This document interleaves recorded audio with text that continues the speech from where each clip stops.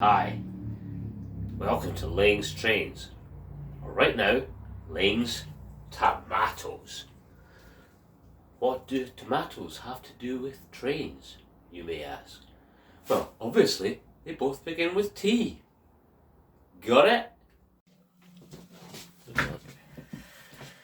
Right, hello. Video time. I'm making the rest of this platform. Now, some of my platforms I made with card, like this, which is 2mm thick. Last time I bought card, I thought I was getting a bargain, but I actually bought stuff that was 1mm thick. Hence how I got twice as much. Anyway, it's not such a bad thing, because what I've done with this is glue it together overlapping so I can make whatever length I want in a oneer. So there's a couple of bits glued together, PVA, and it's more or less continuous. So this is the last bit for platform 19 3/4 or whatever.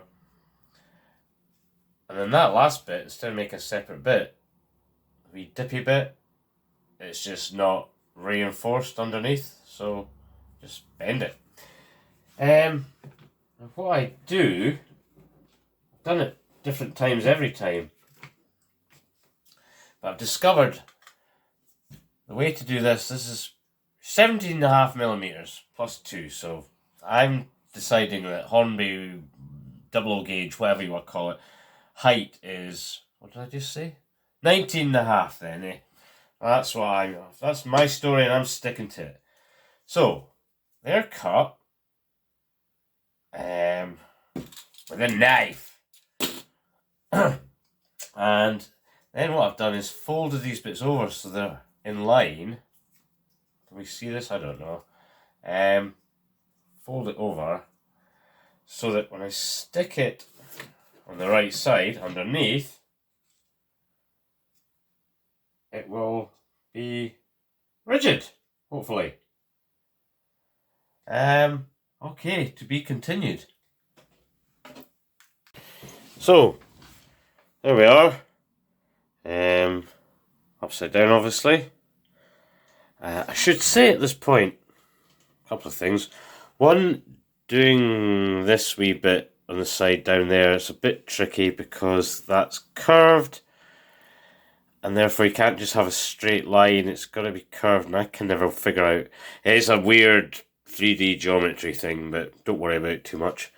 And the other thing I really need to say is, this by no means, as is the case of most of my videos, is a how-to. This is just a little story about what I've done on how I've done it. Because it turned out not too bad, but I'm no, like, Mr. Metcalf or a professional modeler or anything like that. So, shall we turn this upside down and leave it to set? Let's do that. Right.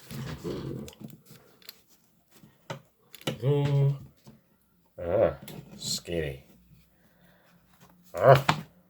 Right. Turn it upside down so that just use gravity to help it. I think that's the idea. Oh God, that looks a bit off. Right.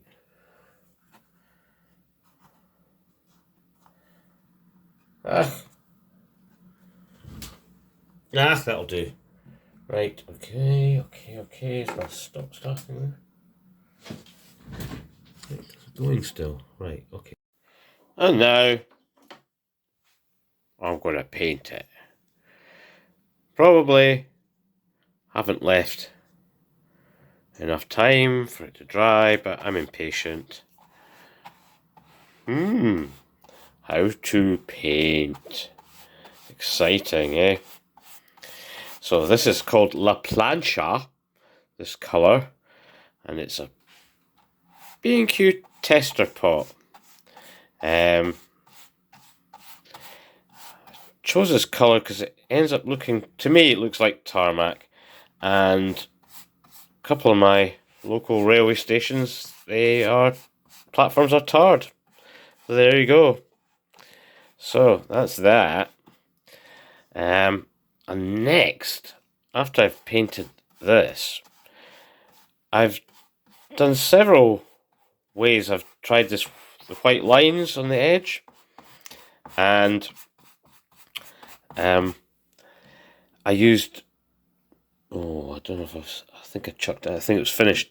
It's a sort of roller, Tipex roller thing, and it produces like a strip of paper, really.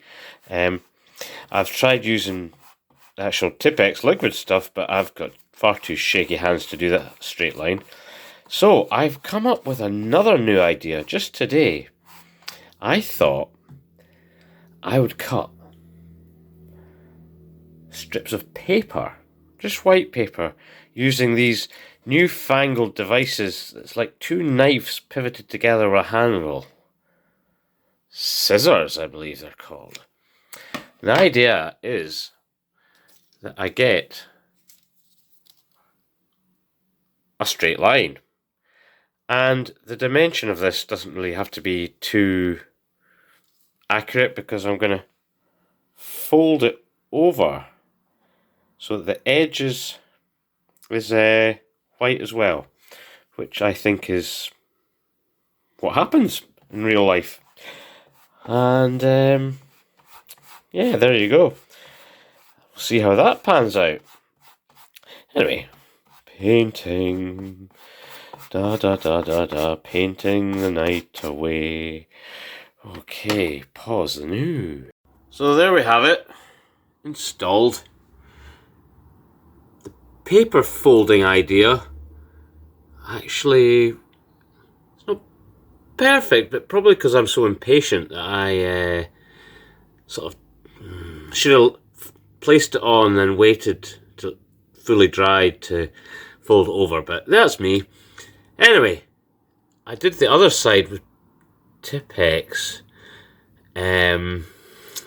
Tried just holding a bit of paper against it to get a straight line, but that didn't work. That made an uncanny mess, so I had to actually paint over it with more black paint. So that's that bit there. You can see that's the other bit that I never put white lines on, or maybe a wee bit down there. But I'll have to drag that down the stairs probably and do lines with it. Anyway, overall, we've got an end bit to do there, and really, that's the platforms done. I'm not sure what I'd do down here. What I want to do is build something along there, and then maybe just hang a bit of platform that goes sort of off-world, if you know what I mean. And it would also hide all this there, this plethora of wiring. So anyway, that's enough. Oh, I got a bag of red ballast that arrived while I was doing all this, and that's gonna go. I think red ballast might be the thing to put on the concrete track, just because, you know, there's a balance between realism and actually what looks nice. Anyway, did we show you buses before? So, apart from getting that Virgin train, I also got buses at the bus museum.